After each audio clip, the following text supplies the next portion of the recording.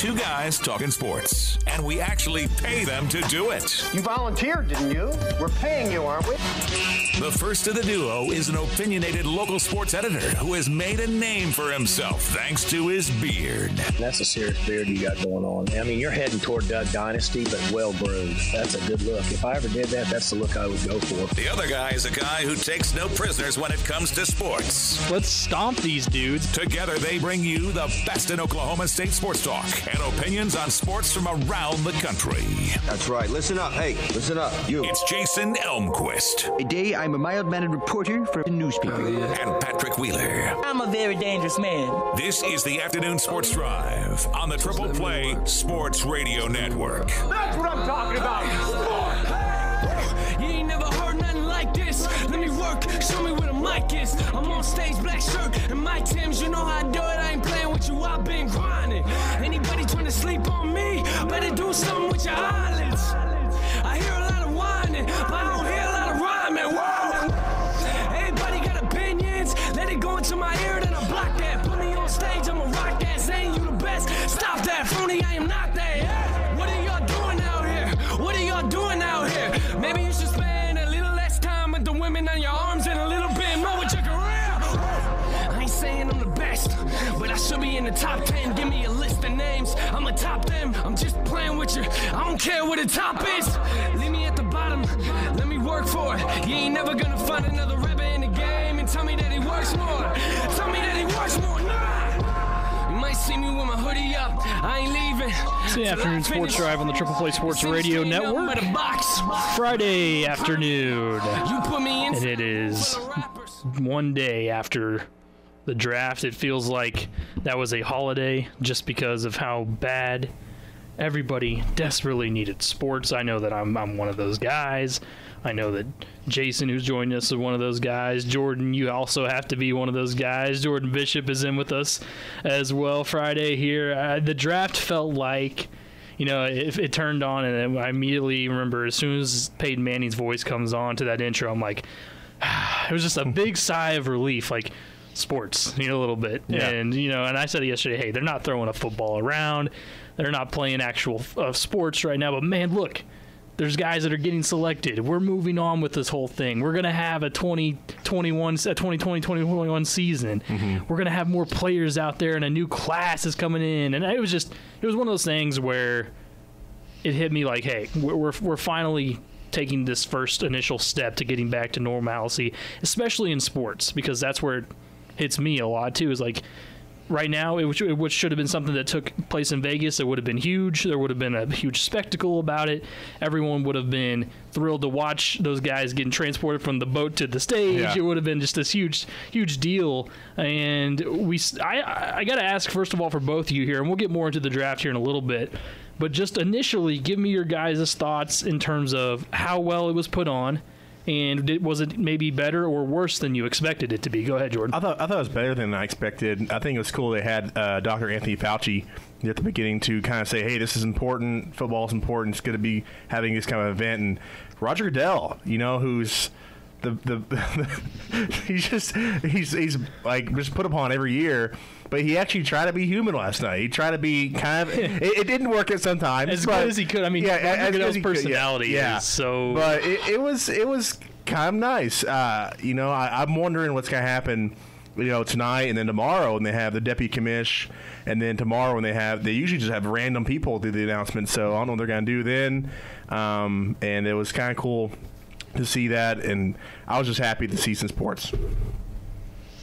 Yeah, I only watched the first, I think, about 2 hours, then took a little bit of a break, and then came back for the end of the round. But obviously, I was keeping up throughout on Twitter and whatnot. And yeah, I mean, I thought it looked good. I mean, for all things considered. I'm disappointed that I missed the live portion of the Tennessee pick because some of the stuff that I've seen on Twitter about that has been fascinating. It was weird, but that was to me that was the kind of the weird thing is like how many coaches were having like their kids involved in it, and it was a cute kind of thing to do and whatnot. But what's and then weird it's funny I was just gonna say what was funny at the end of it when you have everyone's whether it's just with their kids or obviously Kingsbury flexing hard, and then you have Super Bowl champion Andy Reid in his Hawaiian shirt in his basement drinking a cold one. I'm like, that is the perfect image of a guy who just won a Super Bowl. Yeah, this whole thing was a huge meme. It was hilarious because like for the Mike Vrabel thing, and we'll get to that again later too, is what freaks me out a little bit is like how much time people spend picking apart pictures and things like that and videos and finding things. Nobody misses on I was looking at all the bookshelves I could. But there's got to be something. There's got to be something there. It's kind of like an Easter egg thing. Yeah. Like, it's really kind of almost creepy sometimes to see what people end up finding, and we'll get to that as well because Mike Vrabel was winner on that one. How hard of a flex was that from Cliff Kingsbury? You know what? My favorite tweet came from Jason Whitlock. He said, that was the biggest thirst trap ever posted because half the Instagram models just slid into Cliff Kingsbury's DMs and said, hey, you need a quarantine buddy for the rest of the time being. And I thought, you know what? Maybe that was his intent the whole time. So, yeah, we'll get to that too. I mean, that was classic. That's one that you take that picture and you like frame it and you just keep it forever. Like that is such a hard, like Jason said, a hard flex. Yeah, very well done. We'll get to the draft in just a minute. First, though, we do want to mention Cowgirl softball team made another addition today. All Sunbelt catcher from UT Arlington comes in. That's Reagan Wright. This is another solid addition. Again, I think you're seeing with softball and the new rule and everything involved, everyone's looking at this team in Oklahoma State and saying they've got plenty of returners, and other players around the country are taking notice of that and saying there could be something special going on in Stillwater. I might want to be a part of that. Maybe that's what we're seeing again here with Reagan Wright. Yeah, UT Arlington's a good, solid program, and I think we had Samantha Quakely. They think that's who OSU got a couple years ago from the UT Arlington program, and Oklahoma State plays them every year. They're a good program there in the Sun Belt. And catcher, I wouldn't say it was a weakness because you had Raquel Dominguez, who was a junior. You had Taylor Tuck, who had been hurt, sophomore, and then you had a freshman, Madison Neighbors. They're kind of rotating, so I think that bringing this guest catcher in kind of just solidifies who's going to be behind the plate. But that's just another thing this week, though. You mentioned Patrick. They got a Georgia transfer, who I believe Allison Febrey probably had some part in that. And so it's just becoming the haven for all these transfers. And I don't know where Kenny Gayesky's going to put these players because he's getting just kind of a full roster right here. There's nowhere else to put these transfers. And we're seeing, too, again, the seniors taking advantage of this. And not only, prolific hitter here. Mm-hmm. Okay, these are your stats at UTA record books here. Career RBIs. Most career RBIs, 128. Most RBIs in a season, 53. Most RBIs in a game. She got 8 RBIs in one game. Yeah. So she can swing it. Defensively, you talk about a premium position there where if you can add offense to a catcher, you've got it locked in, and Oklahoma State has plenty of room for someone like that on the team. She's a career 277 hitter, 27 doubles, 24 bombs, 128 runs batted in, as we said there, and she led the Mavericks also with 9 stolen bases and threw out 7 runners. So she can also run at the catching position. Which is rare. Yeah, which is very rare. She does it all. This is a big get for Oklahoma State. They just continue to add on, and maybe you can make the argument too that Kenny Gayesky might be one of the coaches that you could say is benefiting the most from this whole rule change with giving this extra eligibility to these seniors. Yeah, because you're going to see a lot of it, I think, from this. Georgia, that might have been something I think Febrey had a big part in, but UT Arlington, mid-majors like this, I think what's going to happen because a lot of these mid-majors aren't going to be able to afford to bring on these players for another year. We're going to see them go to other programs, probably Power 5 teams. We're going to see a lot happening here in the summer. Yeah, and it's going to be interesting because there's been the discussion on the whole waivers and stuff like that, and some people arguing that maybe you instill waivers in because softball it's become a rampant thing. But last we saw is they were talking about possibly having the free transfer for all sports for the first time. So, and if you're as Kenny Gayesky constantly able to get those types of players, and that's the thing, because some people may argue, well, you can't necessarily develop a program like that. Well, just go look at OU down the road. Did they actually recruit that stud pitcher that they had? No, she transferred in. So, I mean, these good programs are going to be able to find and bolster. Just look at OU football. Heck, I mean, their last 3 quarterbacks have been, transfers. So, being able to get good transfers in to help prop up what you've been bringing in talented recruits is the sign of a great and growing program. Yeah, look at the number 1 pick last night as a transfer. That's right. Yeah, I mean, transfers in that they rule the roost sometimes. It was good to see Oklahoma State softball, definitely a win there for them. All right, NFL draft. Initially here, when I first, like I said, when Peyton Manning comes on and he gave a great that opening was fantastic. And you said Fauci was a part of it, which was cool to see him acknowledge. And you got to give credit to him. I mean, he's acknowledged sports are a huge deal through this whole thing. And he did a great job. I got to give credit to ESPN, ABC, NFL Network. The production was great. I mean, the analysis was good. They had all the right guys on there talking about everything. The only thing I would, if I had to complain about something, would be again just some of the time. I mean, I'm sitting there, and we know, like for instance, with the whole Joe Burrow getting picked first, we got to sit for 30 minutes and wait for it to come in. Schefter announced it an hour before that. He the pick. Yeah, they had already said it, and also last night, and this happens more often than not, but hey. My favorite team happens to be picking the very last pick in the draft there in the first round, and it's 4 hours later. I mean, they didn't get that pick until 11 o'clock, and so you're having to watch this whole thing. And I'll admit, I mean, I sat there and I had multiple screens. I was watching everything on the NFL draft, and then always a part of me is like, oh, well, here I go through the middle, going to see some of these random linemen going here and there, but let me get through that because the skill position players are coming up too. Not that linemen aren't important, but I got to say that I really did like the production. I think they did a good job.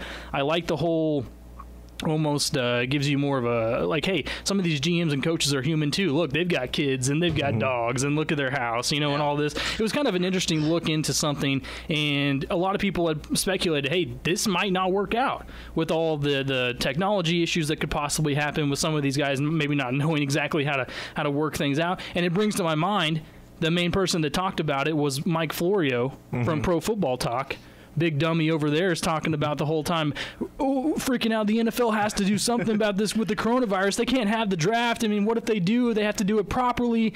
And then he comes out today and he says, well, the agents broke guidelines by going to the drafts, the people's houses, their draft players, and broke the guidelines by being too close. I'm like, dude, this was well done. Like, it proved all of them wrong. Like, people like him that were saying, hey, the league they have to do something. They never acknowledge anything. They have to switch this draft up. It's not going to work, whatever.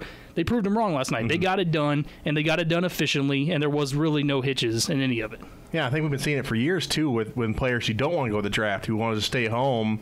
And with their draft parties, they kind of had they kind of been working for this anyway. So they already knew, like, okay, we just have to send them the hats, we send them camera crew, and that's it. So I think that's kind of helped out in recent years that that's happened. So I think overall, whoops, I'm walking around the microphone here, but I think that's kind of worked out for them. And, I'm excited to see what's going to happen in the next few days.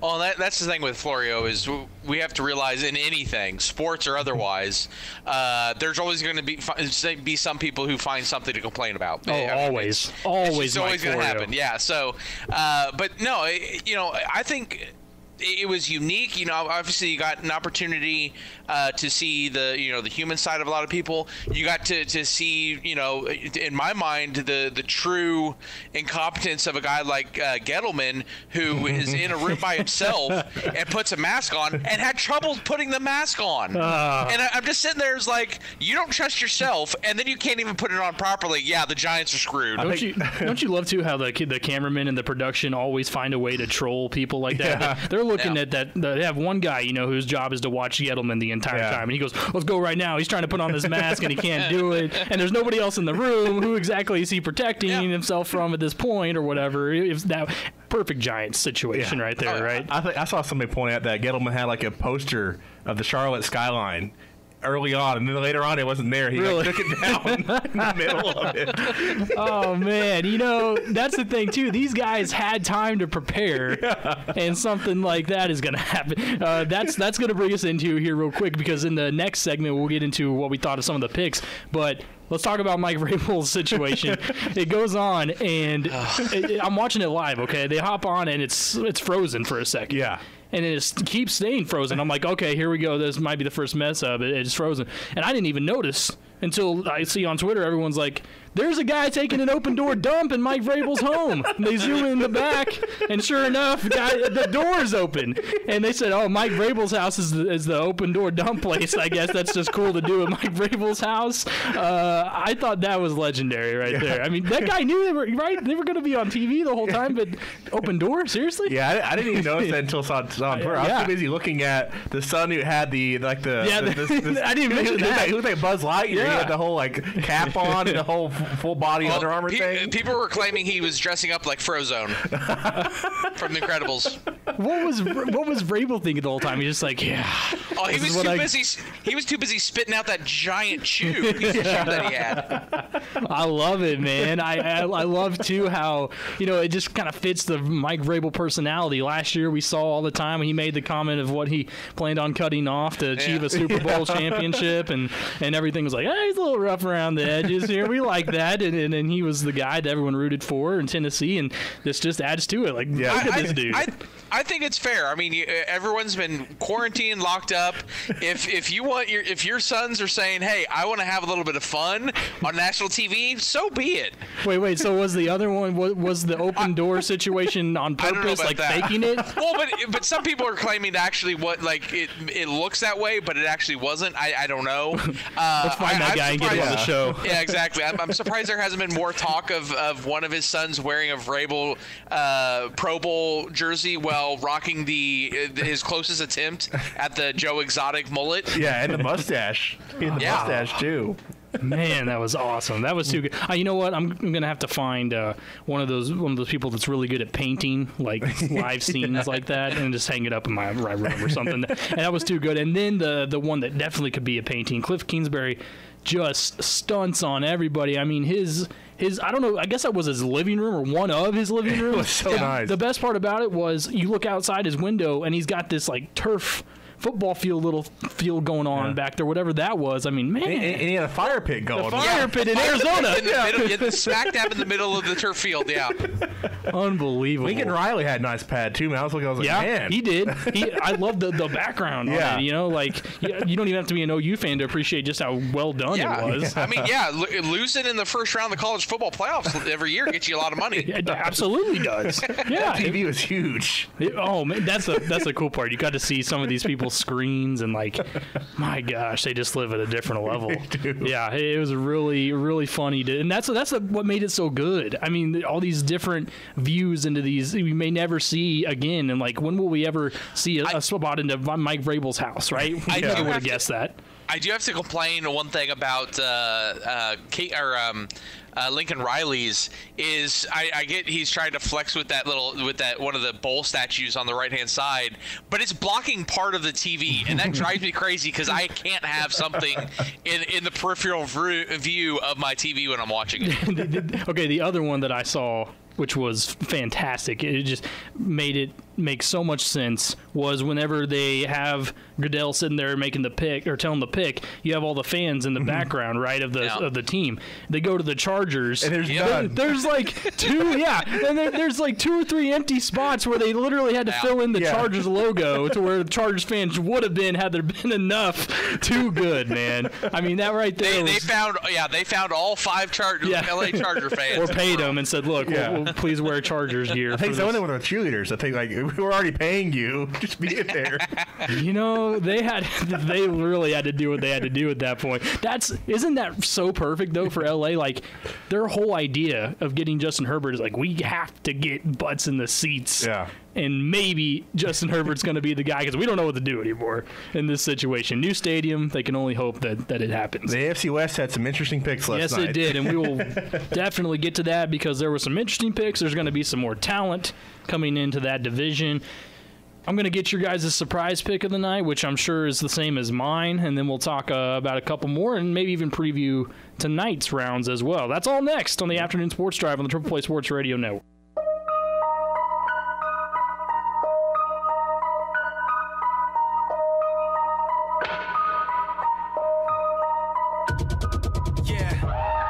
Levitating off the blacktop. Used to struggle getting started, now I can't stop. Used to be the quiet kid in the sandbox, now it's hands up every time that your man rocks. They ought to stop me coming in again. You mad? You thought we were synonyms? Too bad, that's the water you're getting in. You're too fat for the sharks that you're swimming in.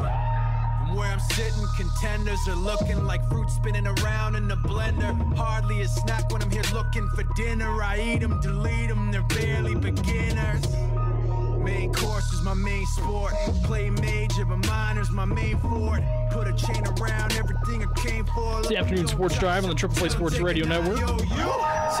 Patrick Wheeler, Jordan Bishop, and Jason Elmquist with you on this Friday afternoon. One day after the start of the NFL Draft. Of course, more coverage taking place tonight. Rounds 2 through 4, is that correct? That's 2 and 3. Just 2 and 3? Yep. And then 4 through 7, right? Yep. That's right. So 2 and 3 tonight, and then 4 through 7 follows. So a lot more coming your way. Interesting, too, because a lot of solid picks have been taken out of the second and third round that end up being pretty good players. We see it all the time. There's always that. And right now, the best part about it is there's so many good running backs left on this board. Only one taken last night with obviously the Chiefs in the last pick there. You got a ton of good ones, and maybe a surprise, too, to some people on who exactly they picked. Before we get to that, though, I got to get your guys' surprise pick, which it may be the same here. It may not. I don't know. But we'll start with you, Jason. What was your surprise pick in this draft? I'm going to go with the pick that I claimed on Twitter was due to the Chiefs smokescreen that I called earlier in the week, and that's going to be Ruggs for the Raiders pick, because everyone was confused by that one of, wow, why are they going with him? He's like the third best wide receiver, and I'm instantly going, oh, it's because the Chiefs said that they wanted him. 100%, that's the reason. Oh, yeah, I think that's kind of interesting too, because at that point I thought maybe it would be Jerry Jeudy time for Las Vegas, and not saying Henry Ruggs isn't a great player, because he isn't. He could very well work out. And Vegas 100% needs receiving help, too, and they need quarterback help as well. But it was interesting to see, because that's one of the talent. You talked about a lot of talent coming in the AFC West right now. That's a good place to start, so we'll get back to that as well. Give me your surprise pick. I want to comment on that one real quick, though. Jimmy Gillespie, a big Raiders fan, was pissed at selection. He saw them showing the tape of Ruggs doing track. He says it's the next Darius Hayward-Bay. He was so mad. That's exactly the other Darius Hayward-Bay. Oh, but my surprise pick was one that most people were surprised about. The Jordan Love pick to the Packers, not because of the selection, of why they traded up for it when no one was going to pick him in those 4 picks of 4. I think that's what got most people, is the fact that Dolphins were going to pick him, Titans were going to pick him, Seahawks were going to pick him. It didn't. When I saw that they had traded up, I was like, why? I mean, if they're in and grab a quarterback, too, was the other stunning part, because you're like, okay, wait a minute. How many years does Aaron Rodgers have left in him? And then you look at it like this. Jordan Love has one of the greatest to ever do it, to sit behind for at least 2 seasons probably, if not longer. And you talk about getting mentored. The question will be, with Aaron Rodgers' personality, does he take this guy under his wing and it's like, you know what? You're going to be my replacement. Let me go ahead and groom you here and not be mad about it or act like you know what about it. We know how he is. Yeah. I mean, I just don't see. There's plenty of guys that I think would take the opportunity to be like, you know what? I'm going to keep doing my thing and try to go out there and win championships, and at the same time teach as much to this kid as I can. I don't see Aaron Rodgers being that guy. Yeah, he's the same guy who disowned his family. that's you know what? When I talk about things about Aaron Rodgers, that's the number one thing that pops into my head is like the disowning of the whole family thing, the sending the presents back to, and then like didn't he not attend his grandma's funeral or something like that? Yeah. Oh man. So and I remember the accusations, right, from former teammates that said how much of a jerk he was in the locker room, things like that. I don't know. I mean, does Jordan Love stand a chance here to really learn as much as he possibly can from Aaron Rodgers? Or he might just get traded in a Jimmy G situation in a couple of years. Oh, man. How shocked were you about that pick, Jason? Well, the funny thing for me is I was actually reading on Twitter after all the entire draft was done. It actually screwed over the Chiefs in a way, because apparently once that trade was made and then Green Bay jumped up there, apparently the Chiefs were trying to trade back with the assumption that somebody might use that 32nd pick for a quarterback. But once the Packers moved up, apparently the calls stopped. Like, no one called the Chiefs to see if they would be willing to trade out at 32, because he was the last quarterback really available. So from a Chiefs standpoint, it kind of sucks, because I think, again, when we'll talk about their pick, I think they probably could have gotten him in a few picks later. But that was the interesting thing for me, is just, the fact that, kind of like what we saw with Lamar Jackson a couple years ago, where someone who actually had a need for a quarterback, trading up into the 32nd spot. Yeah, for the Packers, I understand, because they did it. Again, that's the thing that people have to remember, though, and Aaron Rodgers needs to remember. They did that with Brett Favre. They literally have done this before. Yeah. They literally have drafted in the first round. Yes, it's a little different because they traded up. But, I mean, that's something that Green Bay has done before. They did it with Aaron Rodgers specifically, of drafting a guy a quarterback in the first round that they're going to use 2 years to let him kind of start figuring things out and be the heir apparent to the starting quarterback. But right now, in a situation, how much they need another receiver. I mean, it's like you're talking Davante Adams, and then Allen Lazard is your next option. Well, but I also think some of it has to do with because of how many wide receivers were already off the board at that point. I mean, if again, Ruggs were still available there, I bet they might have considered trading up and taking someone like that. But at that point, your top tier wide receivers are gone. If you feel highly about a quarterback that could become the next future of your franchise at that position, I understand taking that pick. You don't take a chance on someone like T. Higgins, for instance, is still on the board, or Michael Pittman Jr. too. I mean, any of these guys, I understand too. You're like, okay, do we take one of those wide receivers compared to Jordan Love at quarterback, and how deep can they go to grab a wide receiver later on? But it would have made more sense, I guess, to go after a wide receiver, especially if there were 5 taken in that first round.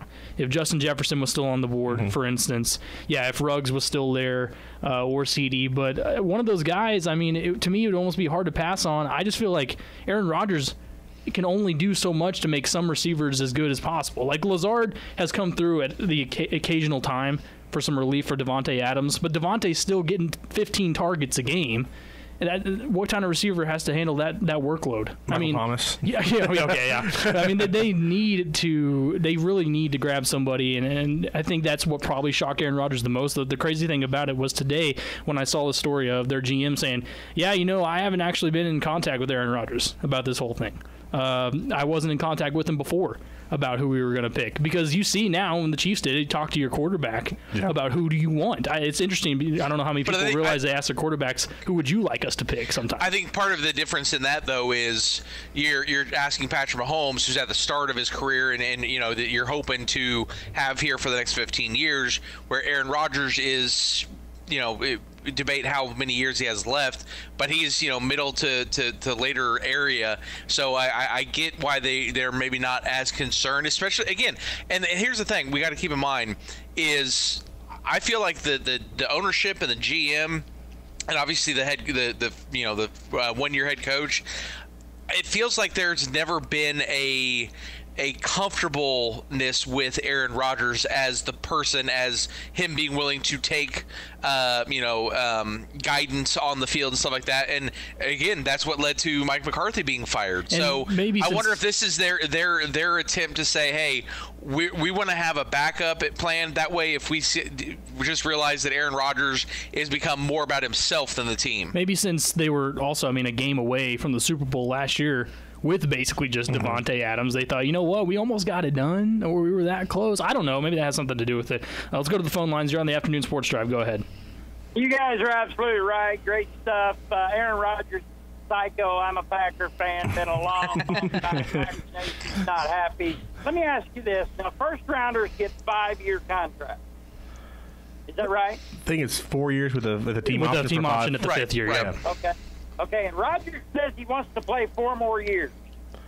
Now, how many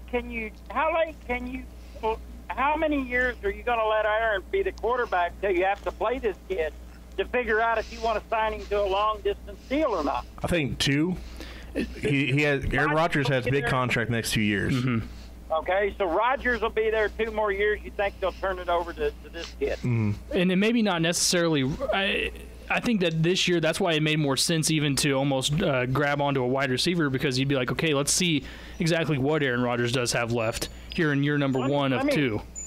You guys are real knowledgeable. Let me ask you this, 2 questions, and I'm going to get off. I want to know, if you're the GM, are you looking at it thinking that the gap between the Packers and the other elite teams in the NFC, for instance, the 49ers, the gap between those two, I can't fill this year to make us better than the 49ers.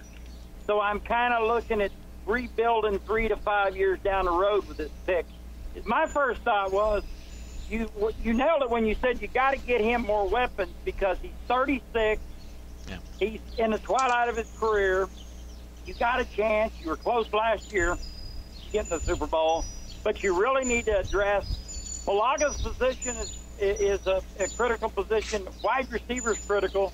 They spent a ton on draft choices. So the only reason I could think the GM did that is he's thinking, you know what, our goal is to get the Super Bowl, and we ain't going to get there because the gap between the Packers and the other teams in the conference. Do you think that played a part in it as to why they did this? And secondly, when you talk about the Chiefs pick, why do you think Reed saw more in this kid from LSU than he did Andre Smith? And I'll hang up and listen. All right, we appreciate the call. Go ahead, Jason. You well, yeah, I was going to say, as far as Green Bay, I think the gap isn't that far between the Packers and the 49ers. I think maybe one better either wide receiver or an actual tight end. I mean, let's be honest, that was probably one of their biggest issues last year, was their top option was Jimmy Graham, and he's done, and your second option was injured for most of the season. So I don't think it was they were that far off. So I almost feel like from a GM standpoint, it's hey, we're close. We can get that one key point to make that jump to catch up to the 49ers with a wide receiver in the second round, but also prepare for the future by going with a quarterback in the first round. I would also agree that the gap really isn't that big, because the Packers are going to be competitive every single year. And with Matt LaFleur, we saw last year, I mean, he's too good of a coach to let even lesser weapons like that he has right now bring him down. And with that scheme, the question is, can he do it another season? With the 49ers possibly being just as good, we don't know. That could have been maybe a one-year type thing. But with the Saints look to be just as good. You've talked about the Bucks all of a sudden are going to be a competitor. So it's going to add a little bit of depth. But I think the Packers, regardless, because Aaron Rodgers has been as good as he have made them competitive year in and year out, no matter who they have. Yeah, I think one reason that maybe the front office did this before, too, is that they're looking at this year as kind of a fluke year where Love is not going to get very much of an offseason anyway. So they're hoping that maybe next year, after the offseason program, where he can actually practice with the team, then he'll start being groomed to where he can be the quarterback. So that they're hoping that getting him now is an investment, because they know that this year he wouldn't be able to play anyway. Well, and you also have to look within their division. I think that helps. When they got to continue with. Yeah, and to me, Cousins isn't a quarterback that necessarily that I'm afraid of if I'm in that division. If I have stable defense, which Green Bay had last year, and can score 21 points a game, which with that combination that they had on the offense, they can do. I think you can beat the Vikings. So I think it's I think they felt maybe comfortable saying, hey, we can beat obviously. Chicago's, trying to figure out their quarterback situation. The Lions can't figure anything out. They've got, I think a good quarterback, but, whether it's injuries or an awful defense, they're trying to figure things out. And again, a quarterback in Cousins who I don't think's that great, and then a Minnesota defense that, has kind of flattened off from previous years. So I think in my mind it was we can prepare for the future by drafting this guy and not take a hit within our own division, because we feel like the division is not going to be very strong again next year. And I understand like what the caller was saying there, because it does feel like almost there's a bit of a gap, just because last year the Packers end up with like 3 losses. Is that what it was? 2 losses. Yeah. So that's a fantastic record. I mean, you take that any time, but didn't it feel kind of like a quiet, really successful season? Oh, yeah. Because there wasn't a ton of like lighting up the scoreboard as much as we saw. They were winning games with lower scoring and getting it done because of some of the competition they were facing too. They came across the Chiefs with no Patrick Mahomes, for instance, and that. And we have to keep in mind as well, they were winning those 14 games with their top wide receiver being out for multiple games. Devontae was hurt for a long time. So again, that's all Aaron Rodgers like, right? And with the mix of and the running back you had. Both running backs, Aaron Jones was a beast. And Jamal Williams was fantastic till he got hurt and came back and was great too. So you leaned on that a lot, and all of a sudden you're like, the Packers are a running team, and then that's not what they usually are. So the running back situation is fine. Aaron Rodgers, I think, still has plenty to get it done. The question is, are they going to be able to add enough skill position at the wide receiver spot, tight end, maybe check that defense a little bit too, and stay consistently good in the NFC? Because that conference has gotten better. It really has, especially over the last few years. I mean, there's been a lot of times where the NFC, we can kind of shake our head at it a little bit compared to how good the AFC truly has been. But the Packers, I see no reason why they don't stay at the top and are a real threat to. Last year was the 49ers. This year, I'd say more to their most competition will be the Saints and the Bucs. Yeah.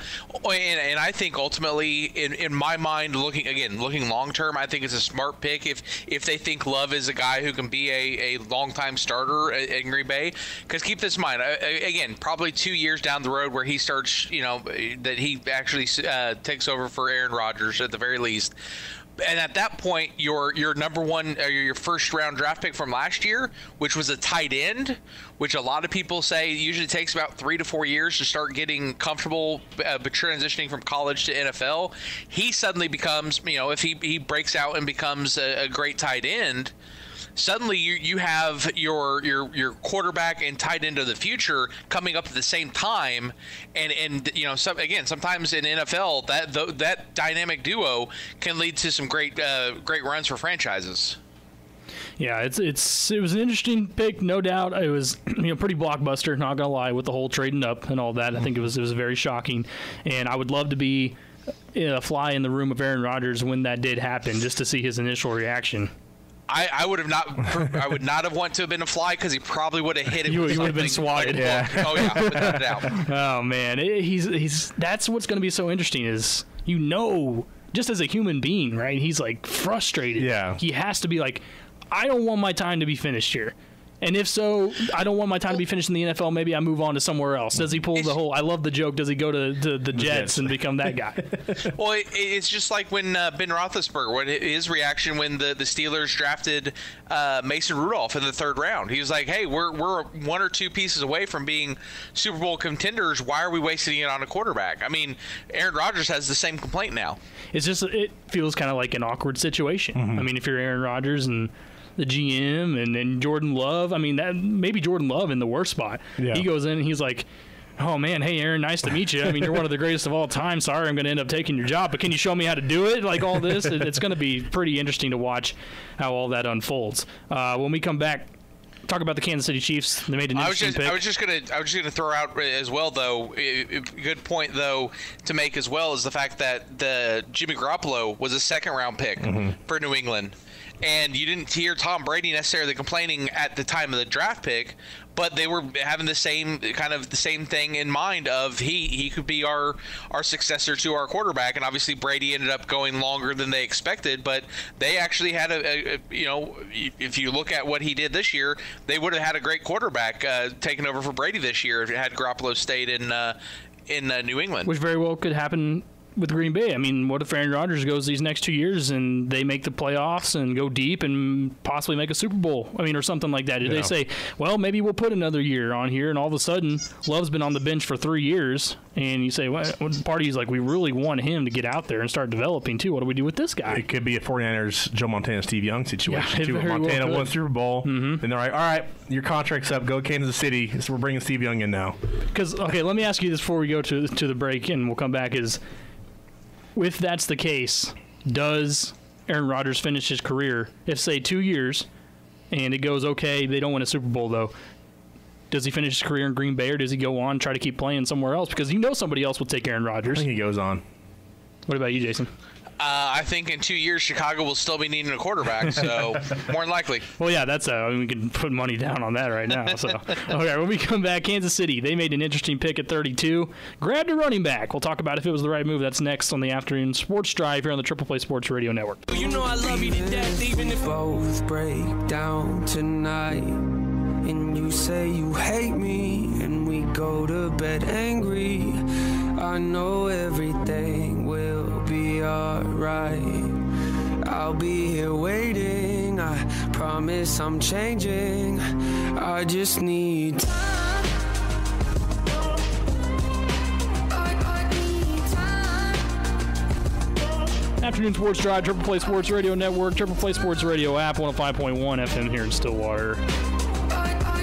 Call in if you want, 405-533-1051, 405-533-1020. We'll answer your draft questions. We'll answer whatever you want to talk about.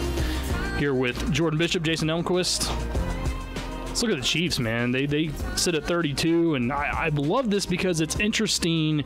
For yesterday, our comments the whole time were, what if the Chiefs take a running back at 32? Did it necessarily look like it would make sense on paper? No, because they have Darwin Thompson. They have Damian Williams. They went out and got DeAndre Washington from the Raiders, too. You've got 3 sitting there right now. And I even said it yesterday. I said, you know what? I still have the belief that they're going to develop Darwin Thompson at some point. They grab him, and he looked fantastic in the preseason.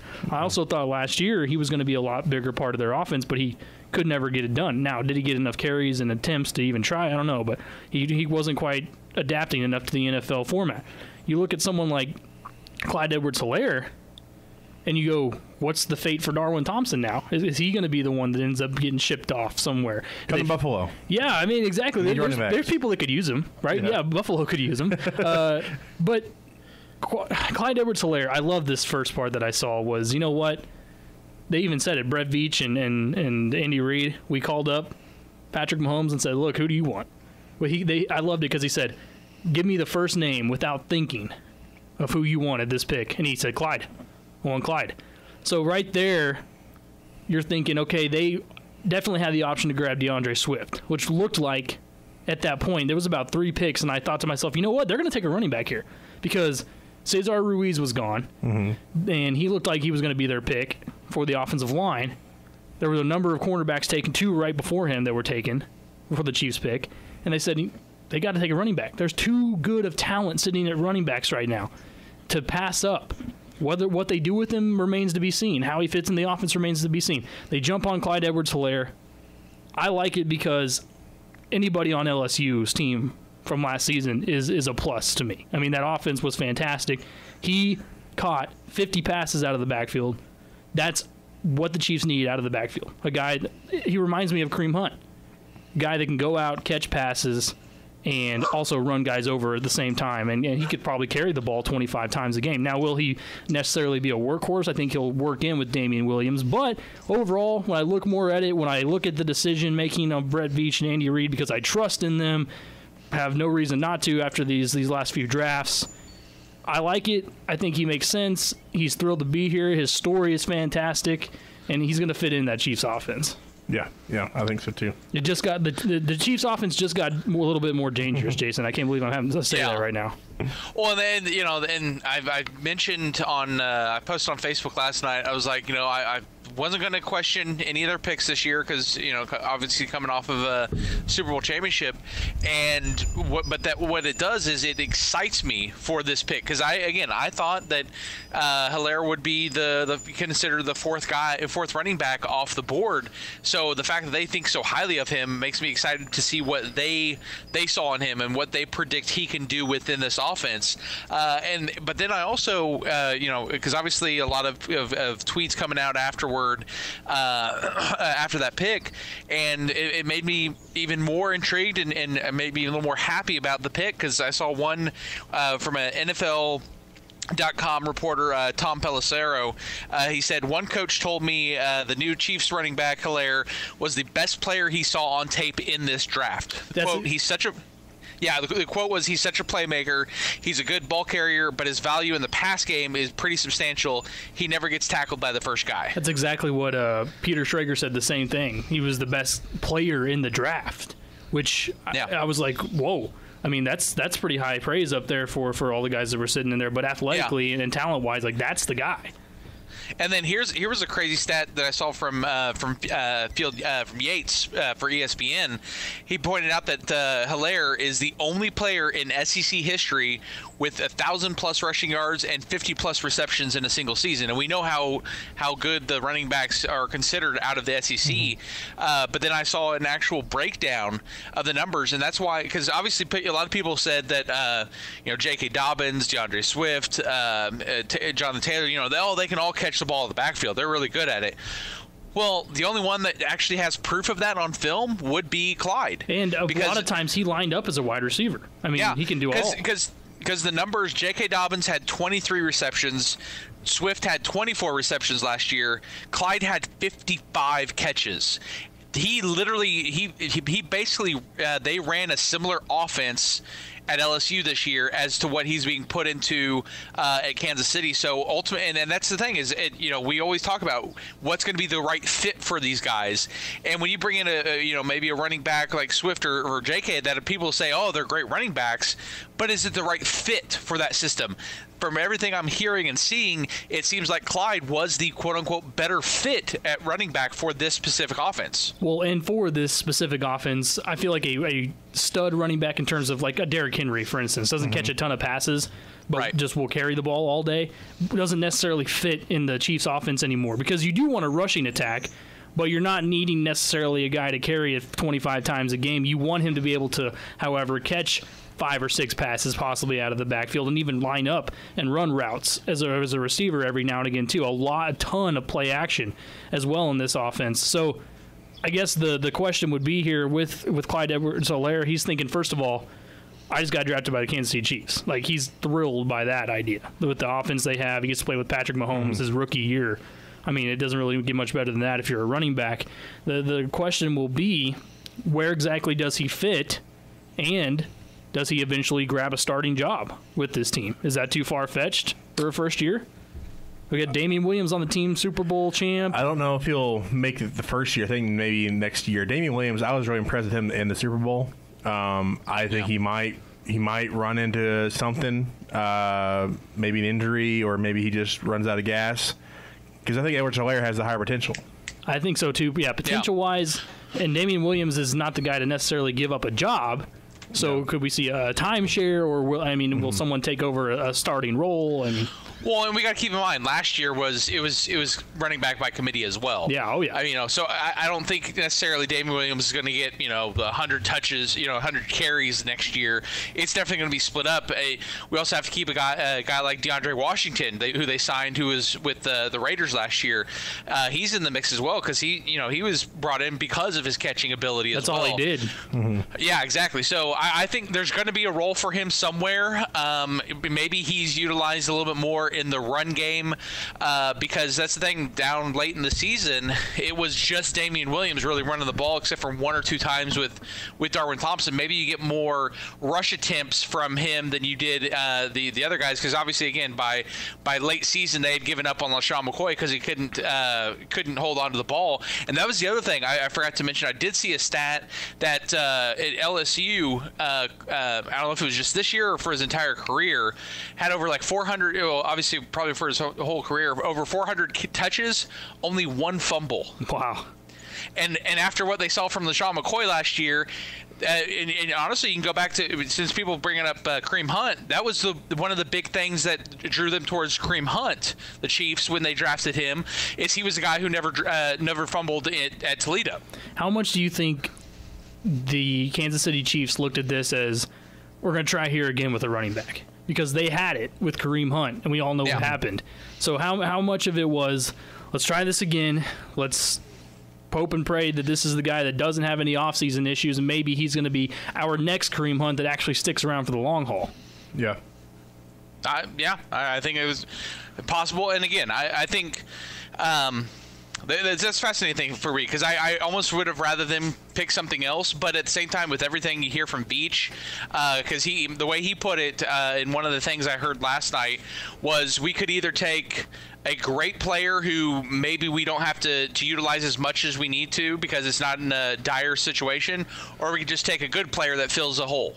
And I'm like, well, yeah, if you put it that way, I would rather have the great player. Yeah, and, I think, too, looking back, they would have been kicking themselves had they taken somebody else and said, you know what, we had these running backs on the board we could have just grabbed, and who knows where we would have used them, but we could have had them on the team. And that would have been something they would have regretted, I believe. Yeah, and Veach also mentioned the important, because, again, I talked all day yesterday. I felt it last night.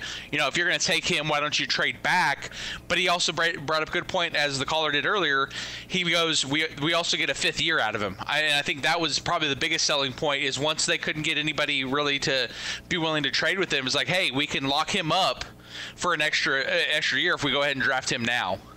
Real quick, Jordan, are your Bills taking a running back, or do you want them to take a running back? I do. It's either going to be a running back or corner, or both tonight. Corner to go opposite of Trey White, but running back, definitely Singletary. I love Singletary. He's going to be the starter next year, but he's 5'7". He's not every down back. And your backup is basically Josh Allen. Edwards is hilarious, 5'7", by the way. You have T.J. Yeldon, but T.J. Yeldon's garbage. Oh, T.J. Yeldon. So they're either going to get a running back tonight. I think we can get Jonathan Taylor. Or I heard rumors, I don't know if I want it, but they're saying the Bills are the likely place for Leonard Fournette to land. Oh, really? Yeah. Well, that's interesting because he's going to be moving somewhere. I like Leonard Fournette, and that's funny that you bring up Yeldon, because his only relevance was him. In Jacksonville. Yeah, in Jacksonville, stealing carries from Fournette and running into piles and not going anywhere and making my fantasy life miserable. I like Leonard Fournette, though. Are you not a Fournette? Well, he got in a fight 2 years ago in Buffalo. Yeah, he did. Yeah, and so... like that fire that he has, or whatever. He wasn't even playing. It was a defensive fight, and he ran all the way across the field from the sideline. Wasn't that the game he got suspended? Yeah. Yeah, I remember that. I was also pretty ticked about that as well. From a fantasy standpoint. Yeah, I remember that. You know what? Though you'd rather have one of these running backs, like, let's say DeAndre Swift is still on the board, instead of like a Fournette? I think like Fournette, or a Dobbins. Fournette he hasn't made it work. He has a less than 4 yards an average carry or per carry down there in Jacksonville. I just don't know. I'd rather have potential of these than just having him and try to make him a reclamation project. The bad part last year was the 3 touchdowns. He had like a pretty good season, like 1,100 plus yards, but it was the 3 touchdowns. Also Jacksonville, we have to take into account they didn't get towards the end zone very often. But we could. The Bills could use him as a blocking back, I guess. Buffalo doesn't get down towards the end zone either, so it's probably not Stephon Diggs, our first-round pick last night. Oh, that's true. Oh, man. Well, we can only hope for Jordan's sake that they grab a running back and maybe have a chance again. I don't know. We'll have to see. AFC East is interesting. It is. It's very interesting. When we come back, we will talk about what exactly the Cowboys did, and do they have excuses any longer to be terrible? That's going to be what we answer next on the Afternoon Sports Drive here on the Triple Play Sports Radio Network.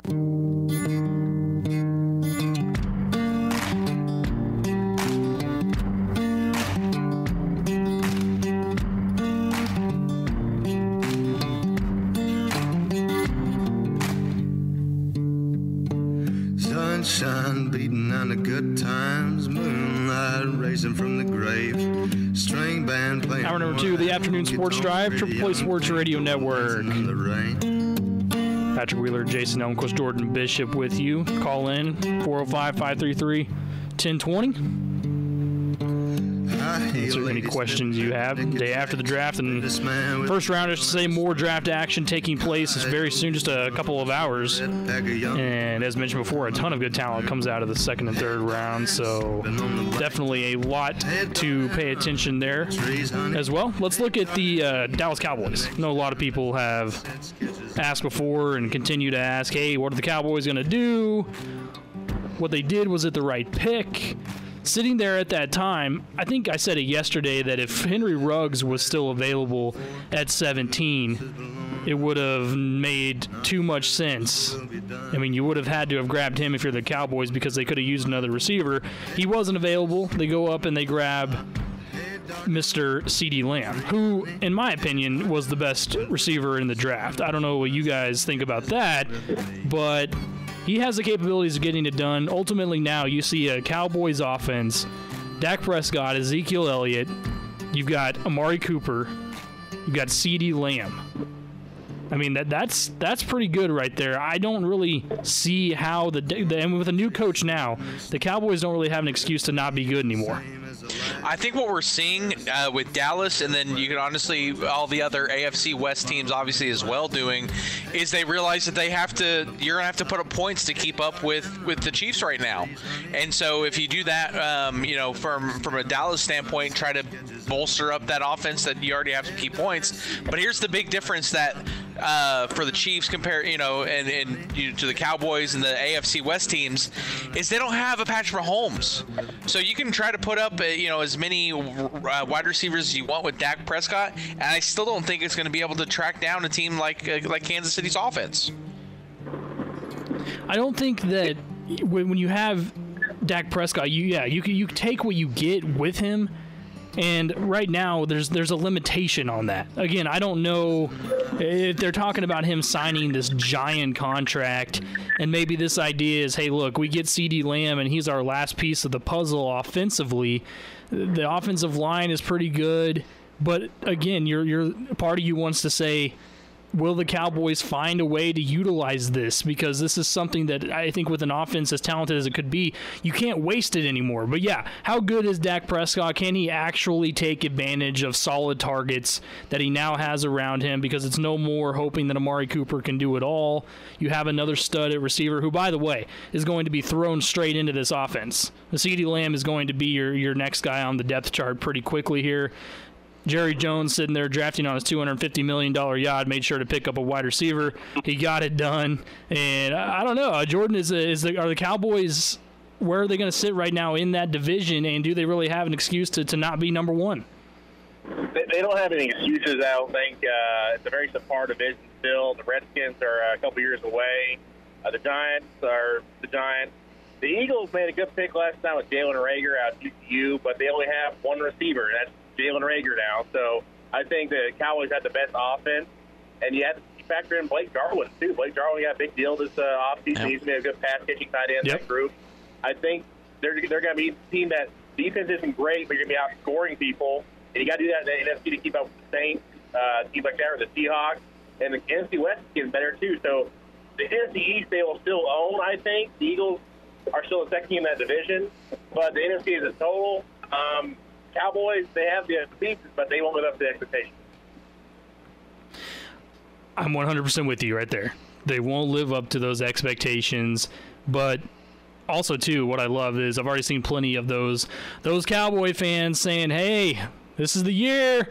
Again, we're going to win the Super Bowl. I know this is the 10th year in a row we've said this, but this is the year. So, yeah, I can't wait to see just exactly how subpar they actually could end up being. My prediction is they have the pieces there to get it done, but they still will find a way not to.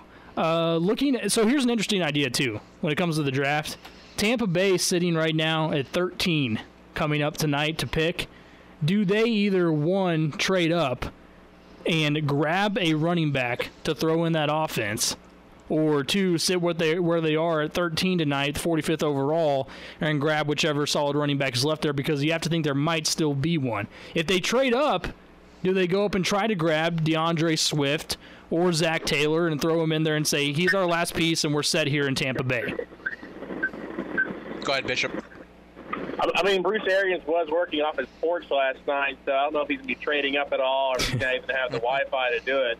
But I think they can stay where they want to, because last night an offensive tackle fell right in their lap where they wanted. So I think they can wait for whatever running back, whether it's Swift, Dobbins, or Taylor, to fall right there in their lap. They'll be happy with whoever they got. Yeah, and again, I think ultimately it's a case where maybe they go with another offensive lineman if there's a decent one there, because again, that's the thing is I think why what we've seen between the trading of Gronkowski and an offensive lineman with being the first choice for them is Tom Brady's having a lot of input in the personnel for sure. Shocking, I know, but yeah, he definitely is the guy that goes through. Again, it just shows, I mean, how serious teams take their quarterback's opinions, at least some, the right ones do, and they send it back past them and say, hey, look, who do you want? Because he's going to be a big part of your offense. Tell us who you think we should get. If we agree, we go for it, and they definitely have done that before and could do so again. So interesting. I think a lot of good stuff can come from tonight's draft as well. In the second round here, there are plenty of teams that can make moves. We've already seen some trades moved up around this time as well. A lot of good players coming out of the second round draft on a historical basis, so I expect nothing different there tonight. Let's shift over real quick to some college news. We talked about it the other day a little bit, some mixed reactions from different ADs and presidents around the country to the whole coronavirus situation. You had Arizona President Robert Robbins saying they planned on having students in the fall, but he said football there would probably be unlikely, even though there'd be students on campus. Then you get the Syracuse AD, John Wildhack, who says, hey, the ACC in our meetings has not even mentioned for 1 second about canceling the 2020 football season. It's all over the place, and then on top of it today, you get OU saying that they plan on having students heading back into campus in the fall. Mizzou said it as well. Where are we leaning right now? I'll start with you, Jason, in terms of all these different opinions. We're seeing some that say, look, students yes, football no, and others saying we haven't even discussed not having a football season. Well, yeah, I think I said it earlier this week. I think it's ultimately going to depend on if everyone's on the same page. If everyone goes back to on-campus learning in the fall, then I think maybe they try to start on time or maybe a little bit late. But if half of the if half of the Big 12 and half the SEC universities decide to continue the distance learning, you don't have a fair competitive balance across the NCAA, then that's when you start seeing the possibility of maybe moving it later into the semester or into spring. So I think it ultimately comes down to what all the universities ultimately do. If there's any divide, that's when I think we're ultimately going to see a bigger delay in the start of the sports season. Yeah, I think that, if NCAA, I don't know what they're going to do yet. I think it's still all kind of mixed messages, because they even asked Roger Goodell last night about what the professional league's going to do, and he didn't even know. They asked him about the NFL playing without fans. He said they haven't discussed that yet. And I think the thing is with the NCAA, I think OU came out last night and said that their tickets are 80%, I think, of their sales. So, and then 20% is the TV deal. So I think they're going to have fans in college. Yeah, I'm right there with that as well. I mean, the ticket sales are huge. And is it looking more likely that they will have fans in college? I would say that it may be trending up a little compared to what it was, but it still seems a little unlikely that there's going to be, at least if there is fans, I think it happens in a limited fashion for sure, especially with how many end up going to college football games. So it is interesting because you have a lot of different opinions from a lot of high-ranking people in these universities. Of course, it'll be interesting to see what OSU eventually decides as well, and we'll be on top of that as well. Let's look at a little bit here. This is interesting right here. It happened a few days ago, and it was something that I was not shocked at all to see the news of. Of course, I'm talking about here in Major League Baseball.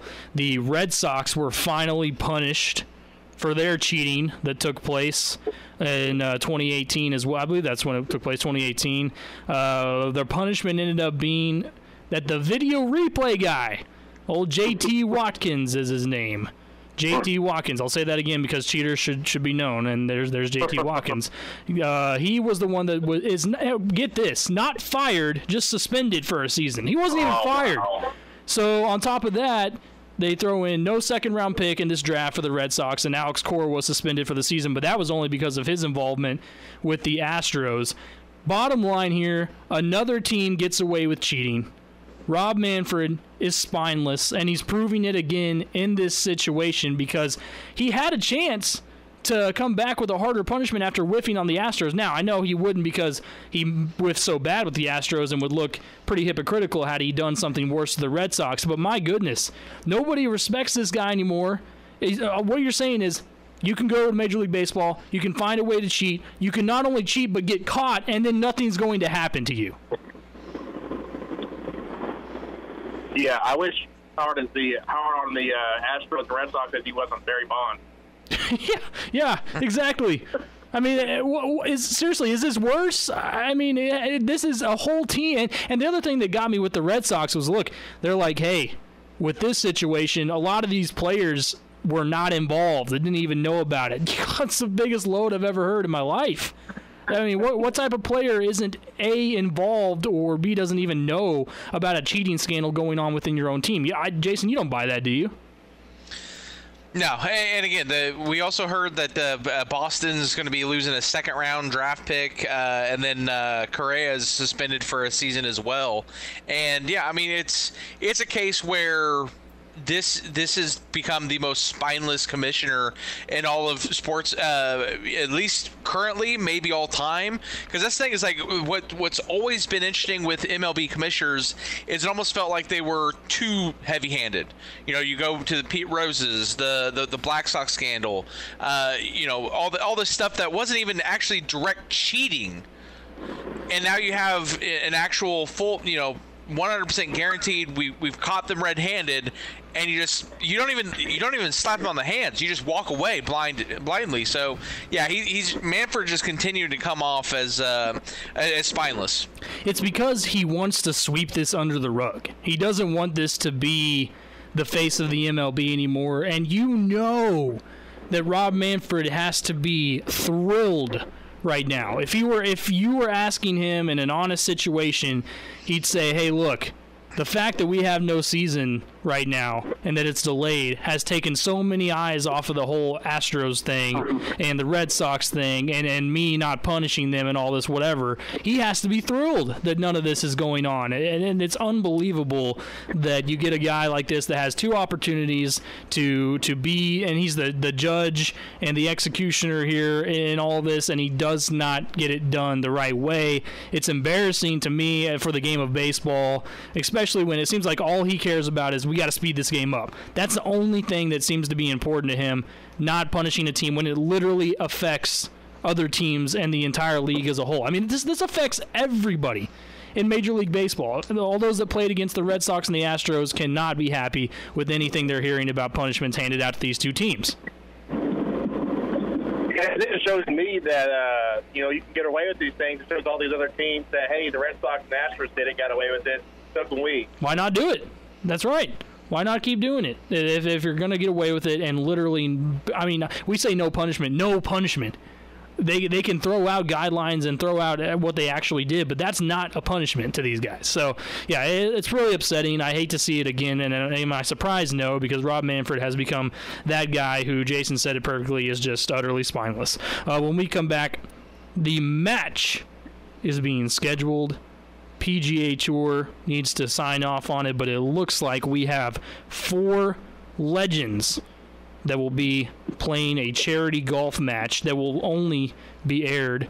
No, I'm just kidding, not on pay-per-view. It's going to be aired for everybody on TNT. We'll talk about that. That's next on the Afternoon Sports Drive here on the Triple Play Sports Radio Network. The creek used to run clear across the tracks to Peabody King, and it all turned black. The diamonds we digging don't sparkle or shine, wasted away in a rich man's mind. West Virginia, Kentucky gold. afternoon sports drive on the Triple Play Sports Radio Network. 105.1 Triple Play Sports Radio app. Patrick Wheeler, Jason Elmquist, Jordan Bishop with you.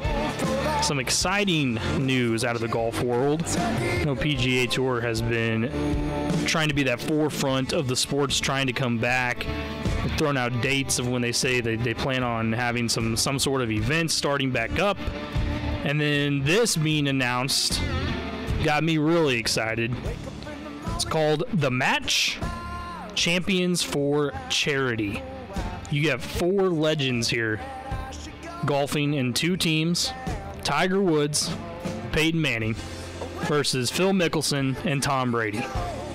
4 of the greatest athletes of all time, okay, are going against each other. They're planning on doing this it's all the benefits will go to COVID-19 relief. And the best part about it, we're not going to have to go to pay-per-view to buy this thing. It's going to be on TNT, cable television for everybody to watch. As soon as the PGA Tour signs off on this and approves this, which they will, I think this is fantastic. I love the idea. We already know that the Tiger Phil thing already happened, and they talked about doing a round 2. But how about let's make it even better by adding Peyton Manning and Tom Brady? Everybody in the world would watch this thing, even if there were sports going on. I don't know if you guys are excited about this as me, but I am thrilled. Jordan, I'll start with you. This news as a sports fan is awesome. I could watch it right now. Oh yeah, definitely. And I think you got to be able to watch at the end to make sure Phil doesn't take any money off the top. Make sure the whole proceeds go to charity, because Phil might take some of the winning for himself. But I think seeing Manning and Brady definitely go against it. We don't see them talk very often. We always talk about how good the rivalry was. We saw, Mickelson and Tiger, every week in the PGA season. So it's not just Manning, Brady back out there talking to each other and just having a good time out there on the course.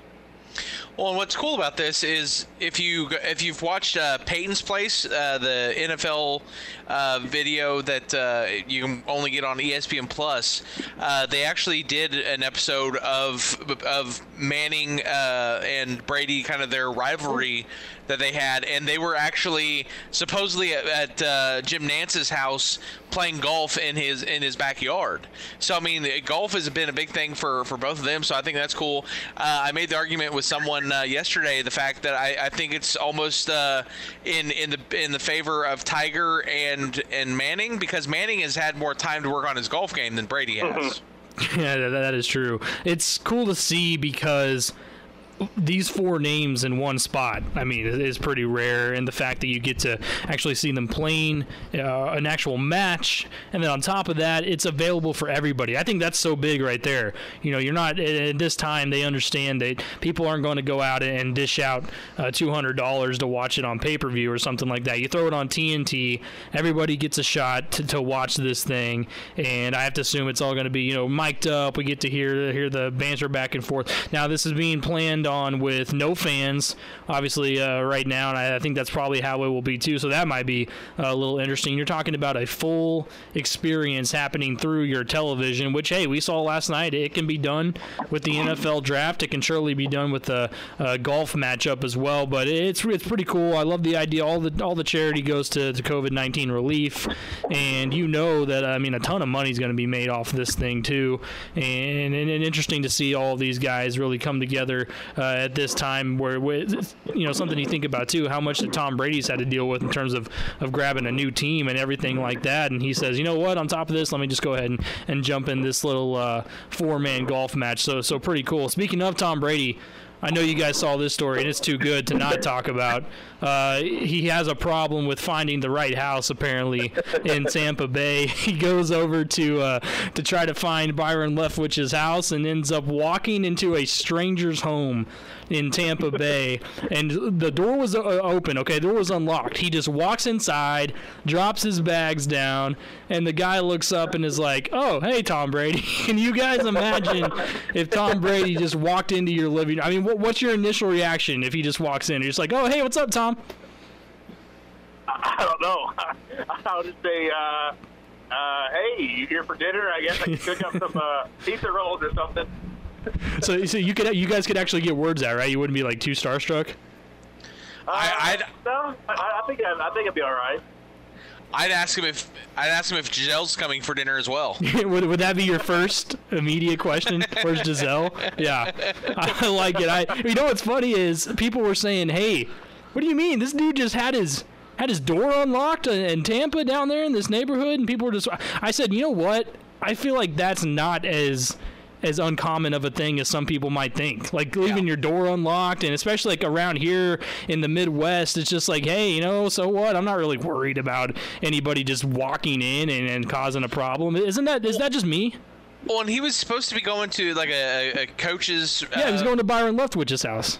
Yeah, so I think ultimately Byron Leftwich is probably living in like a gated community, which is a little more safe to leave your doors unlocked. It would be my assumption. I'd be worried. That Carol Baskin will walk into my house. Yeah, I saw that she was the last piece they said the Buccaneers needed to really be successful. So she may be on the table to be the running back. Yeah, it was a great story. It was pretty funny because TMZ leaks it first, and you're just kind of like, oh, of course, they do, and is this even real? And the guy ends up confirming, says, yeah, I was just sitting there, and Tom Brady walked in, and he said he was really apologetic and was like, oh, wrong house, and then got out of there pretty quick. So yeah, that's pretty amazing for something like that to happen. And again, I think it's interesting the fact that, and it was probably because Byron Leftwich probably told him, hey, just walk in, the door's unlocked. Oh yeah, that's right. Yeah. He wasn't just. I don't think he was just because it was the first time they were meeting. Like it wasn't just a casual, hey, I'm just gonna come in no matter what. No, he probably said, just come on in. We'll have a good time and talk and get all this going and whatnot. Well, yeah, because to bring it closer to us, we also found out that apparently Patrick Mahomes had something similar happen his first year. That's right. He was supposed to go to the quarterback coach's house, knocked on the door, and he was one house off, and so obviously a family was very surprised to see Patrick Mahomes and his girlfriend standing out in front of their door. Fortunately, apparently they were very nice about it, and took some photos with the family and whatnot. But apparently it's just something about quarterbacks not realizing which house is the right house. I also saw some people talk about, hey, he was in Tampa Bay. What would have happened if he walked into this house that happens to be some drug dealer or something, and or if it was Carol Baskin's house? Yeah, if it was Carol Baskin's house and she pops him and feeds him to the Tigers, and the next thing you know, the Bucs are out of a quarterback. That would be something that would be. I mean, how Florida would that be? Would be very Florida. Oh yeah, it'd be very, very Florida. So yeah, no offense to anyone that's from Florida, but you know what we're talking about. This year's really. I'm just looking forward to the first Florida man headline, and it has to do with Tom Brady. Oh, it won't be long at all. Yeah. Also, Tom Brady was, by the way, told to leave a public park. He was working out there in Tampa Bay, not supposed to be there during the quarantine and all that. And I have to imagine, too, you're the cop and you come up. If you're a cop in this situation or anytime, do you go up and you see Tom Brady working out and you go, excuse me, goat, you're going to have to leave? Or do you say, it's fine? It's public. It's currently law. Props to this guy for no matter who it is, he's going to remove them from the public park. I like it.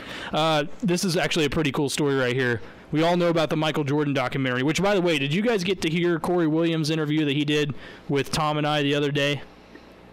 No. Not yet. Check it out. It's on the YouTube page. It was fascinating. He told us a ton of good stories about him and Michael Jordan, and even I asked him about Scottie Pippen. He talked about that, and then the story where he ended up actually getting cut from the team due to something that happened with the owner, Jerry Krause, was amazing. I mean, you guys have to hear that from him. It's so good. Bring that up because obviously the Jordan doc will be back on Sunday night, and I see today that Kobe Bryant also had an entire film crew filming his last season as well for a documentary that they hope to air in the future seasons as well. So could we truly be spoiled again by another one of these? Yeah. I'm just hoping for the next the Birdman doc to come out in a couple of years. Oh, jeez. I mean, doesn't this kick it off, though? Like the Michael Jordan documentary, with how good that the first 2 episodes were, everyone's like, we want more of this. Let's see who else, like, for instance, sports stars we can get to get something done. But wouldn't it be fascinating, especially with what happened with Kobe and everything, to see how his final season played out behind the scenes? Because they said it was like Michael Jordan. It was unprecedented access. They filmed everything in that last year. Well, and you know what's going to happen, because you know that a film crew, a.k.a. ESPN, has been following LeBron since he was right out of the womb. Yeah. That they're gonna make a 20-episode one for LeBron, and then everyone will argue that's why he's the greatest. Because they doubled it up on his. Exactly. 20 episodes, and it's all going to happen in one night too. So yeah, get ready for that. It is pretty interesting. I think it'd be something I would be really enticed to watch. This episode coming up too with the Michael Jordan documentary about Dennis Rodman might be the most anticipated one for a lot of people because of how Dennis Rodman truly is and everything like that. I haven't really asked Jordan, I guess. Jordan, what was your thought on the first couple of episodes? We might have just lost him there, actually. That was bad timing. So we'll get back with him when he calls back. But I'll get that to him as well, because I do want to know what he thought about it. But, yeah, you got to go listen, Jason, to the Corey interview. Corey Williams was fantastic. Yeah. He talked about a guy that could captivate an audience at any time, as well as, you know, he's had some success coaching and was one of the more popular players at Oklahoma State. So, and he lived it. I mean, he lived what's going on in the Michael Jordan documentary. He was there as a rookie with Michael Jordan. I mean, you know how hard that would have been to not just be, wow, this is Michael Jordan the whole time. You actually have to be a player with him too. So very cool to see. Real quick before we go to the break, I wanted to run something else by you real quick in terms of AJ Green in the NFL draft. We've been talking about that he would probably go somewhere around the 5th or 6th round, and the Packers seem to be one of the favorites to grab him. Does the Packers, did they pull the trigger on AJ Green at this point with how deep cornerbacks go in the draft and how valuable they actually are? Do they end up being the team, even though they have maybe the most, I don't know, scrutiny is the right word right now in terms of what they did with their first pick? Do they eventually go down and grab somebody like AJ Green? Well, and that's the thing with taking a quarterback. That likely means that they're having to, bump the order of which their needs are at. And I don't think in the teams that I was looking through, to me, I felt like the Packers weren't necessarily a team desperate for some type of cornerback. Teams like Minnesota, New York Giants, stuff like that. Some of these other franchises that I've seen in mock drafts taking him definitely look like they could possibly get someone with a bigger body, bigger frame like he is. So right now, I would probably say no. But again, no one also knew that they were going to take a quarterback in the first round. Yeah. He's going to go somewhere. I'm still confident in that in the 5th or 6th round. He'll find a home. The question will be, how much of his talent will transcend into the NFL in one of the tougher positions, too, anymore in the NFL, defensive back. So it'll be interesting to find out where he goes later on in the draft as well. When we come back, we have our own draft going on. We started it last week with the best sports movies. We picked through 4 rounds last week, and we're going to go through the final 4. Hopefully here we can get Jordan back on so he can finish it out with us as well. So that's next. You're listening to the Afternoon Sports Drive on the Triple Play Sports Radio Network. But if you had this life, you'd understand. Everything's a lot of up and down. But I ain't gonna let it get me down. Nah. No.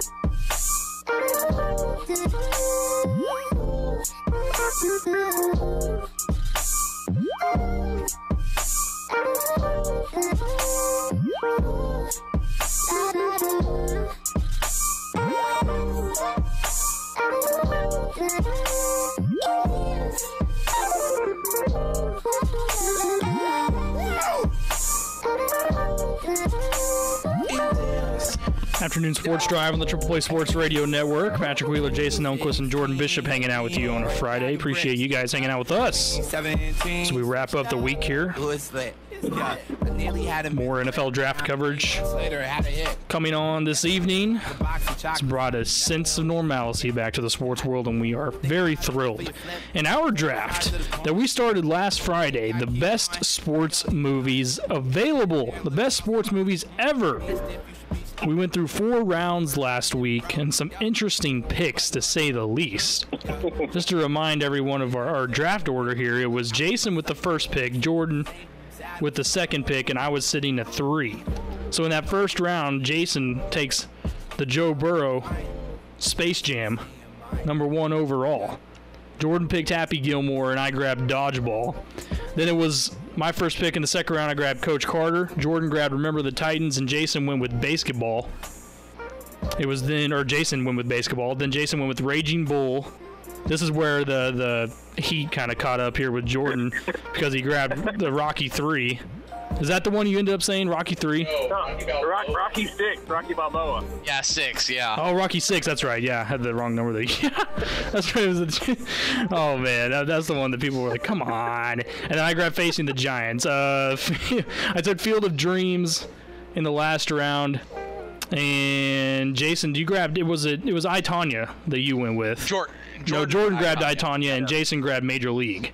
Yep. That's where we sit. So those were after the first 4 rounds. So going back up on our snake order, it will be Jason starting it off. And which sport are you going to start off with today, Jason? I'm saving football for the very end. I wish you would just get that out. We're leaving the cliffhanger here, so if you really want to know. But I'm going to go with racing. I'm kind of disappointed. I haven't seen Ford versus Ferrari yet, and so I'm not sure if that would be one I would consider over these two first that I've looked at. But there's one I kind of want to go with, but I feel like it's, now that I think back to it, there wasn't enough racing in it for me to truly enjoy it. So I'm going off the wall here with my racing one. I'm going with Death Race. Oh, Death Race. Yeah, you want action-packed racing cars. That Death Race is the closest thing to like your Fast and Furious stuff now, but it's actually a sports movie. And it was made in the golden age of films, good old 2008. Exactly. I like it. Okay, Jason has Death Race as his racing pick is now out of the way. All right, it's Jordan's turn. Jordan, what are you going with? I'm going to go baseball. I know a couple years ago I picked the Nationals, my baseball movie, but after seeing A League of Their Own, oftentimes I thought, good tonight, he's coming up to me, so I think League of Their Own on my baseball. Let's go on. Which one did you end up picking? You were breaking up there. A League of Their Own. A League of Their Own. Okay. Yep. Okay, that's a solid one. Yeah, that one hasn't been taken yet. I'm kind of surprised that nobody grabbed that one up ahead. Hey, I'm trying to look through. Oh yeah, because we already both had our major baseball out of the way. Yep. So, okay, League of Their Own. Well, and real quick before Patch, you make your picks. Now that we're done with baseball, the other two I was looking at, I'm surprised neither of them got taken. Bull Durham or Sandlot. Yeah, Sandlot was probably my close second. Bull Durham was the one that Jordan was saying. I think that he was surprised you ended up not taking. It was going to be between those two, Major League and Bull Durham, but I ultimately went with Major League. All right, that's understandable. I'm going to grab my racing pick here, and it's a classic. And I mean, when I say classic, I mean classic. I'm going with Talladega Nights. It is. Okay. Got to be one of the more quotable movies of all time. Hey, there's a racing in there, okay? It counts as a racing movie. I know that it's straight comedy, but they get it done. And there's a little bit of Will Ferrell running around the track in his underwear too, so that's always a plus in terms of racing. So I'm going with Talladega Nights. All right, I like that one. I don't know how you guys think about that movie. Is that one that there's either people that are like, that was stupid, or they loved it? I love it. I enjoyed it. I was one of those reluctant ones to watch it, to take a while to watch it, and it's not bad. To me, still not one of the best Will Ferrell movies. Oh, really? Okay. Well, I agree to disagree. To me, I'd put Old School ahead of it, and definitely Night of the Roxbury. Yeah, I mean, those are solid. It's tough to pick top Will Ferrell films because they're all so great. I'll go with Golf next to start off the next round, and I will grab Caddyshack. because I can't believe it's still on the board. Yeah, that was one of those picks that I was waiting for somebody to make the choice for me. That was one of on my short list for golf movies. I am just really surprised it was still there. I figured one of you guys would grab it, and I was like, that's the first golf movies. Is it? No, because Happy Gilmore. Yeah, Jordan grabbed Happy Gilmore back in the first round. He made sure to get that one out of the way. So I was able to stick all the way back and down into the 6th round to grab Caddyshack. Pretty impressive there, if you ask me. All right, Jordan, your turn. All right, I'm going to go racing now. The last race moved up. Unlike Jason, I have seen Ford vs. Ferrari saw last year. Great movie. Shows how the American racing machine of Ford kind of broke into the European search there. I love that movie. I'm going to go Ford vs. Ferrari. Okay, so yeah, he did see that one. I haven't seen it actually, but I've heard good things, so I'll go ahead and allow that one. Pretty solid. Jason, you're up. The other racing movie that I had on there that I thought one of you might take, especially when you said old school, I almost went truly old school. Days of Thunder. Oh man, I'm surprised that didn't go. Yeah, and that kind of falls into my thought process of Talladega Nights, Days of Thunder, what do you weigh? And still, to me, it just comes out as two classic Talladega Nights. John C. Reilly did both Talladega Nights. Yeah. Nice. Yeah, I like it. That was my one hold up with Days of Thunder. To me, there wasn't enough racing. I get that. Like that. So that's why ultimately with Death Race, because it's literally nothing but racing's a little bit thinner too of a category. I mean, we would almost have to spread out every single Fast and Furious film in that one. So yeah. All right, Jason, you're up. I think I'm gonna go because I don't think there's been no hockey movies taken yet. No. So I'll go with the first one. This is another one where I've been debating which one.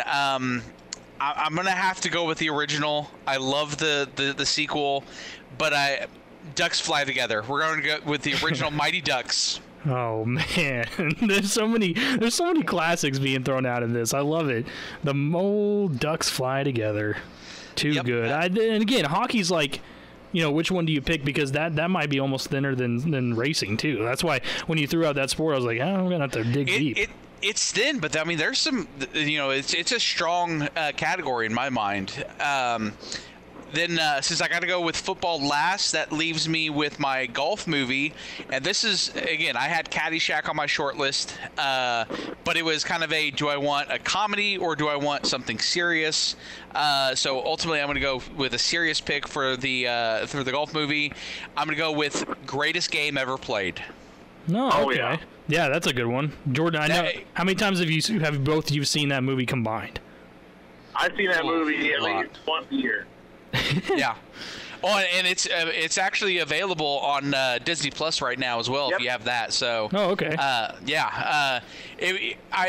Legend of Bagger Vance would have been a good option as well, but there's just something about the true aspect of Greatest Game Ever Played, and that was also before Shia LaBeouf truly went off the deep end. So yeah, hey. You die alone.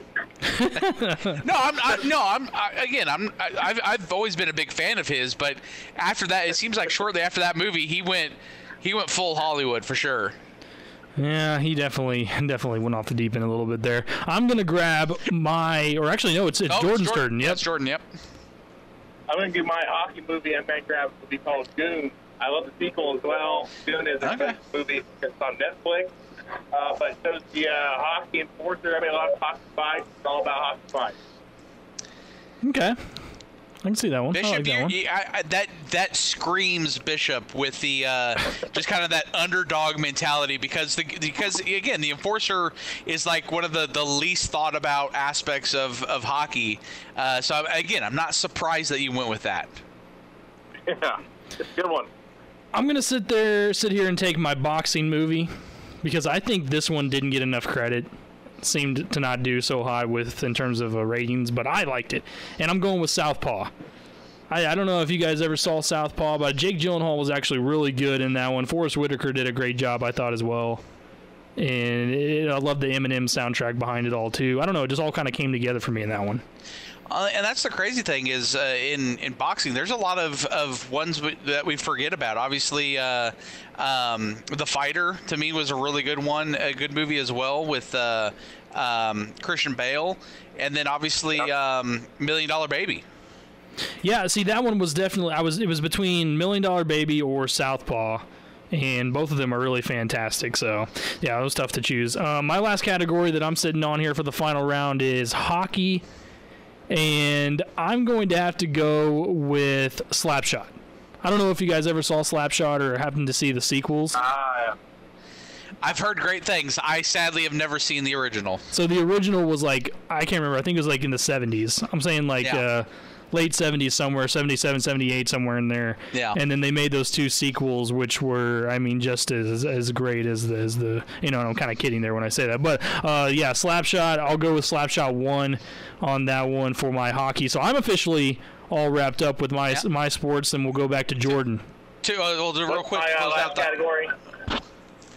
Oh, I'll have to look through here. Let's see. Have you not been paying attention, Bishop? Wow, Jordan. You've got hockey, you've got racing. Categories first. Okay, you've got baseball, basketball. Oh, do you have your ESP? Do you have your Ocho? I did. I got Itanya. Yeah, Itanya. Oh, yeah, that's right. Do you have your boxing? Yeah, I was right. Yeah, Balboa. Oh yeah. Which one are you sitting on? You did golf. What do we? Did you do basketball yet? Yeah, I did. I think I did. No, you haven't done basketball. You've not done basketball as your last choice. Okay. All right, my basketball movie is probably going to be, I would say, Glory Road. I love Glory Road, the story of it. I love it. Texas Western, UTEP now. Still the only Texas college to win a national championship. That's such a good movie. I could watch Glory Road over and over. And the story is fantastic, too, because how many sports movies do you really get with a really good story? Sometimes it's hard to find that, but, man, the truth behind it all, too, makes it even better. Yeah, it's a fantastic movie. All right, Jason, round us out here. Before I close out, I just wanted to go back real quick to hockey. I was really surprised. The other two on my list, obviously Mighty Ducks 2. It was a toss-up between 1 and 2. 2's a really good one, too. But I'm surprised neither of you went with Miracle. I debated Miracle, too, because it's actually a pretty good movie. You know what else I thought of, too, in hockey was The Love Guru with Mike Myers. I don't know if you guys ever saw that one. But, yeah, when I think of ridiculous movies, it goes to the top there. All right, Jason, finish us off here. I feel like this is one that could have been my number 1 overall. So it's crazy to think that I got my true number 1 overall, and I got the DeAndre Swift of the draft. Like a guy, that should have been taken already. I'm going with Rudy to close it out. Ooh, really? That is my football movie. My other option, I was thinking also Any Given Sunday, but I'm going to close out with one of the most inspirational sports movies of all time, regardless of the sport. So I'm closing out with the last two, Greatest Game Ever Played of the Underdog Story, and Rudy, also the Underdog Story. So now that you brought Rudy out, I can tell you which one I was thinking that you were going to pick at football. That's why I wanted to hear so bad, because after I said my pick, I kind of thought back on it. I was like, you know what, I should have gone with this other one, and that's We Are Marshall. Did not get picked. Yeah. How surprising? Is that surprising? I mean, I think Friday Night Lights. We Are Marshall. Yeah, Friday Night Lights. Yeah. Again, there's some Varsity Blues. Yeah, that's the fun thing about this is, like, you know, you had to pick what you thought was the best of each category. And to me, I would, again, some great football options, but to me, if a movie, even after you've watched it multiple times, can still make you tear up in the end like Rudy does, you got to go with it. You know, Waterboy was sitting there too, and I kind of botched that one. Yeah. Man. Yeah. There's a ton of good football movies. Oh, We Are Marshall. What do you mean? That'll bring tears to your eyes every time. You're not a human. Yeah, but again, that was I was trying to avoid some type of tragedy one like Rudy to me okay. Especially in this time right now with the pandemic. Rudy is one of those inspirational type of movies that that I feel like could definitely just boost morale right now. It's uplifting. It's a victory. So, I understand that. Well, that's going to round out our draft. I'll have to end up posting the final results somewhere here, too, with everything on Twitter or something like that, because there's going to be, I think, some people that are like, what are you talking about? Yeah, I don't think I'm curious. Neither of you guys picked anybody that or anything. Well, I take that back. Caddyshack was on my short list, but I got pretty much everything I wanted. Well, hey, how many times can you say that? Unless maybe you're the Kansas City Chiefs in the NFL draft. Exactly. All right, guys, that's going to do it for us. Hey, make sure you guys enjoy some more draft coverage, which will be taking place here very soon. I know Jordan's on his way to go do some of that as well, because there's always going to be some studs taken out of these second and third rounds. So that's taking place this evening. So a lot more coming up from the NFL. This has been the Afternoon Sports Drive on the Triple Play Sports Radio Network, the Friday show for you. Jordan, I appreciate your time. Thanks for joining us on Friday. Thank you. And we'll see you next week as well. Jason, as always, thanks for coming on. And we'll see you in person on Monday. That's right. Studio. We'll be back on Monday. You can always find our full shows on YouTube as well as other clips by following Triple Play Sports on YouTube and all other social media platforms. Doug Gottlieb is on the way. Everyone have a fantastic weekend. For Jordan and Jason, I'm Patrick. We'll see you later.